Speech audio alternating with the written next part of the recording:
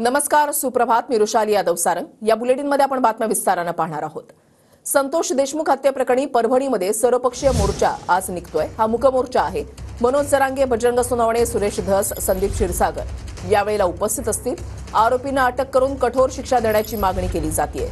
संतोष देशमुखांचं कुटुंबीय मोर्चामध्ये सहभागी होणार आहे आणि यासाठी संतोष देशमुखांचं कुटुंब हे आता रवाना झालेले आहे. नूतन मैदानामध्ये सकाळी 11 वाजता या मोर्चाला सुरुवात होणार आहे. आज पुन्हा एकदा मुक मोर्चा निघतोय. हा मोर्चा जो आहे तो परभणीमध्ये निघतोय आणि यासाठी खासदार सोनवणे, आमदार सुरेश धस सहभागी होतील. आमदार क्षीरसागर आणि जरांगे पाटील सुद्धा मोर्चामध्ये सहभागी होणार आहे. मागच्या वेळेला सुद्धा जो मोर्चा निघालेला होता त्यावेळेला सुद्धा हे मान्यवर जे आहे ते उपस्थित होते आणि आता या मुक मोर्चासाठी देशमुखांचं कुटुंबीय निघालेलं आहे. सरपंच संतोष देशमुख यांच्या मारेकऱ्यांना अटक करा आणि त्यांना फास्ट्रॅक कोर्टात त्यांचा खटला चालवून कठोर शासन करा या मागणीसाठी परभणीत आज सर्वपक्षीय मूक मोर्चाचे खरं तर आयोजन करण्यात आलेले आहे आणि 11 वाजता साधारण हा मूक मोर्चाला खरं तर सुरुवात होणार आहे आणि मोर्चाच्या अनुषंगानं शहरभर खरं तर बॅनर्स लावण्यात आलेले आहे.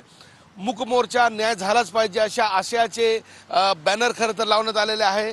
सकाळी 11 वाजता नूतन मैदान या ठिकाणावरून खरं तर हा मोर्चा निघणार आहे आणि त्याच्या तयाऱ्या खरं तर अंतिम टप्प्यात आहे. कॅमेरा पर्सन विशाल रायपुरेसह नजीर खान, TV9 मराठी.